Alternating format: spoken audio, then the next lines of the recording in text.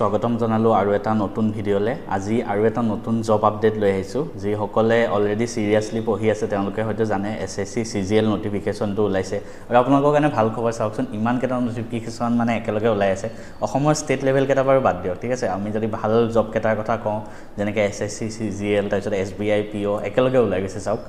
গতিকে SSC CGL জবটোৰ বিষয়ে আমি গোটেইখিনি ডিসকাস কৰিম গোটেই ডিটেইলছ ডিসকাস কৰিম নোটিফিকেশনটো লগতে এক্সামত কি প্ৰশ্ন আহে পিওআইকিউ মই চাই আহিছো আৰু কেনেকুৱা ধৰণৰ প্ৰশ্ন আহিব পাৰে গোটেইখিনি ভিডিঅ'টোত শেষলৈকে চাই থাকিব মই নোটিফিকেশনটো প্ৰিন্ট আউট লৈ আহিছো মই এটা এটাকে ডিসকাস কৰি থাকিম পোনপ্ৰথমে মই যদি কৈ থওঁ এবাৰ ভ্যাকেন্সি কিন্তু বহুত আহি গৈছে 14000 ভাবকচোন মানে এসএসসি সিজিএল ভ্যাকেন্সি 14582 টা ভাবক সিজিএল এনেকুৱা এটা জব হয় প্ৰথমতে সিজিএল ৰ ফুল ফৰ্মটো হল কম্বাইন্ড গ্ৰেজুৱেট লেভেল এক্সাম মানে এসএসসি বহুত কেটা এক্সাম হয় যেনেকৈ এমটিএস এটা জিডি সিএইচএসএল হেকেটা অকমান তলৰ লেভেলৰ এজ কম্পেয়াৰ্ড টু সিজিএল তো সিজিএল টো এসএসসি ৰ পৰা পাব পাৰে আটাইতকৈ টপ লেভেল পোষ্ট হয় ইয়াৰ পৰা আপোনালোকে কি চাকৰি পাব পাৰে যেনেকৈ এএসও পায় মিনিষ্ট্ৰি অফ এক্সটাৰ্নেল এফেয়াৰ্ছত তাৰোপৰি ইনকাম টেক্স অফিচত পায় তাৰোপৰি পায় জিএসটি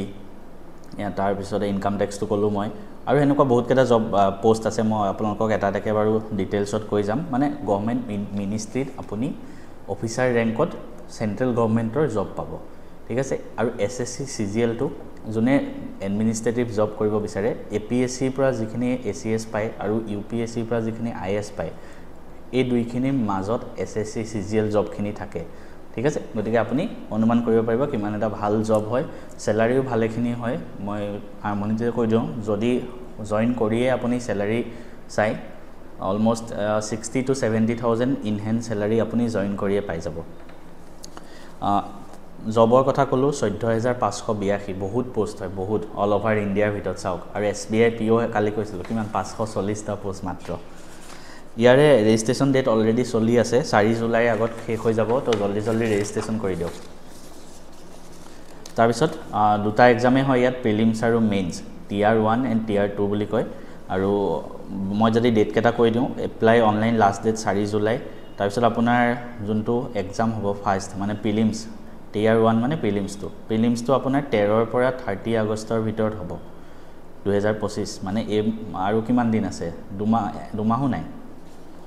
তো 13 to 30 আগষ্টৰ ভিতৰত হ'ব আৰু মেইনছ হ'ব ডিসেম্বৰ এসএসসিত এটা ভাল কি প্ৰিলিমছ আৰু মেইনছৰ মাজত বহুত গ্যাপ পাই যায় 3-4 মাহ আপোনালোকে আৰামত পঢ়ি ল'ব পাৰে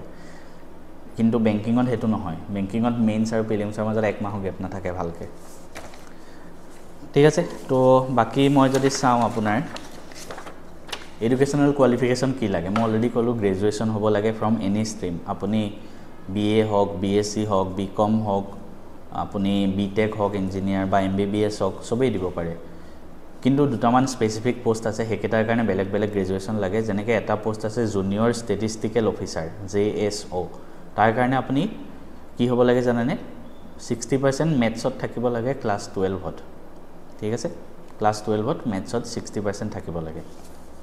বাকি মই পোষ্ট কেটাৰ কথা যদি কওঁ পোষ্ট কেটাৰ কথা অকমান পিছত কৈ আছো গোটেইখিনি পোষ্টৰ কথা ঠিক আছে এজ লিমিটটো কি হয় এজ লিমিট ম্যাক্সিমাম 21 ৰ পৰা 18 ৰ পৰা 32 হয়তো ঠিক আছে এজ লিমিটটো মই লগাই দিম বাৰু সিলেকশন প্যাটাৰ্ন মই অলৰেডি কলো প্ৰিলিমছ আৰু মেইনছ দুটা এক্সাম হয় আৰু গোটেইখিনি এমসিকিউ টাইপ হয় মানে মাল্টিপল চয়েস কোৱেশ্চন শুদ্ধ হলে প্লাস পাব ভুল হলে কিন্তু নেগেটিভত যাব ঠিক আছে তো সব টুক্কা মাৰি আহিব নোৱাৰে এতিয়া মেইন কথা পোষ্ট আৰু স্যালাৰি ষ্ট্ৰাকচাৰ এসএসসি সিজিএল ৰ পৰা পাব পৰা লেভেল ওয়াইজ পোষ্ট আছে ঠিক আছে আটাইতকৈ টপ পোষ্ট কেটা আছে যেনেকৈ এসিস্টেন্ট সেকশনাল অফিচাৰ সিএসএস ত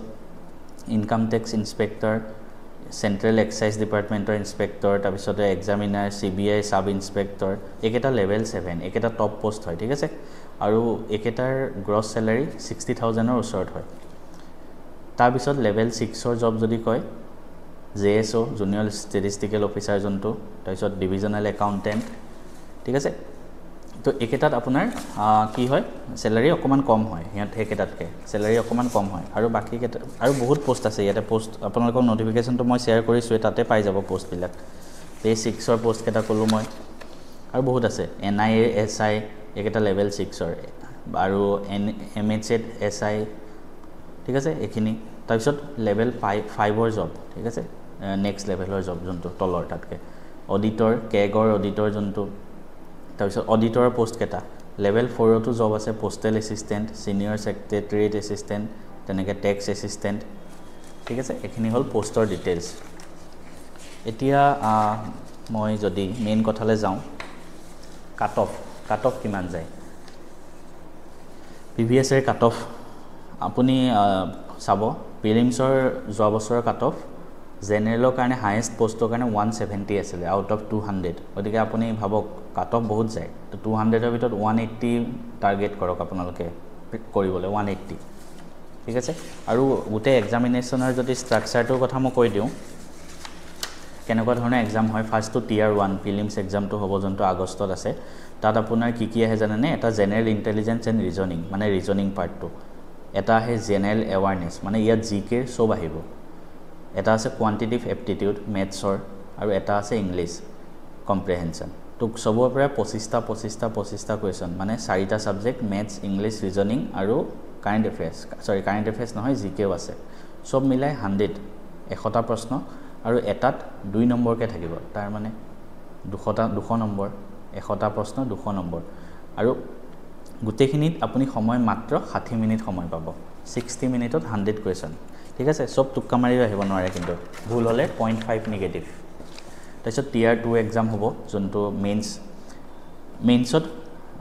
কি আহে মেইনছত আহে আপোনালোকৰ মেথছ ৰিজনিং ইংলিছ জিকে আৰু কম্পিউটাৰ নলেজ টেষ্ট আৰু ডাটা এণ্ট্ৰি স্পীড টেষ্ট ঠিক আছে এই গোটেইকেইটা আহে মেথছৰ 30টা প্ৰশ্ন 90 নম্বৰ পায় এটাত 3 নম্বৰকৈ ৰিজনিঙৰ 30টা প্ৰশ্ন 90 নম্বৰ আৰু মেথছ আৰু ৰিজনিং যে টোটেল 60টা প্ৰশ্ন হ'ল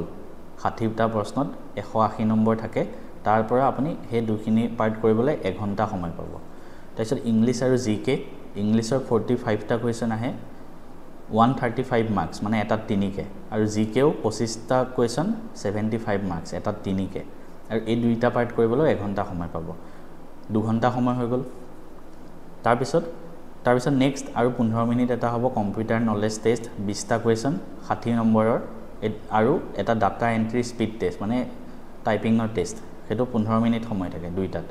আৰু এই যোনটো মই লাষ্টৰ ছেকশ্যনটো ক'লোঁ কম্পিউটাৰ নলেজ আৰু ডাটা এণ্ট্ৰি টেষ্ট সেইটো কোৱালিফাইং ইন নেচাৰ মানে তাৰ মাৰ্কছটো মেইনছত যোগ নহয় ঠিক আছে আৰু কোনোবা যদি জুনিয়ৰ ষ্টেটিষ্টিকেল অফিচাৰ যোনটো পোষ্ট দিব বিচাৰে তাৰ কাৰণে আৰু এখন পেপাৰ এক্সট্ৰা হয় সেইখন পেপাৰৰ নাম হ'ল ষ্টেটিষ্টিক তাৰ 100টা কুৱেশ্যন আহে 200 নম্বৰ থাকে 2 ঘণ্টাত আপুনি কৰিব লাগে অলপ স্পীডত বস্তুখিনি কৈ দিলোঁ মই যিমান পাৰোঁ ডিটেইলছটো কভাৰ কৰিবলৈ চেষ্টা কৰিলোঁ আৰু কাৰোবাক যদি কোৰ্চ লাগে মই বনাই আছোঁ PDF কোৰ্চ কিছুমান আৰু MCQ বনাই আছোঁ 1গালমান MCQ দি দিম আপোনালোকে প্ৰেক্টিছ সেইখিনি কৰি গ'লেই হ'ল SSCৰ বাবে যিকোনো SSC এক্সামৰ বাবে 10,000মান MCQ থাকাকৈ গোটেইখিনি কোৰ্চ কভাৰ আপ কৰি আৰু যিমান পাৰোঁ মই আপোনালোকক হেল্প কৰিব চেষ্টা কৰিম যেনেকুৱা ধৰণৰ হেল্প লাগে মক টেষ্ট বনাব ক'লে বা যদি ভিডিঅ' কোৰ্চ লাগে বা ইউটিউবত লাইভ লাগে প্ৰত্যেকটো বস্তু মই প্ৰভাইড কৰিবলৈ চেষ্টা কৰিম আৰু আমাৰ টেলিগ্ৰাম চেনেলটো জইন কৰি লওক তাতে মই জব আপডেটবিলাক লগতে দি দিওঁ ভিডিঅ'টো কেনেকুৱা লাগিল কমেণ্ট কৰিব আৰু যদি ভাল লাগিছে এবাৰ ছাবস্ক্ৰাইব কৰিবলৈ নাপাহৰিব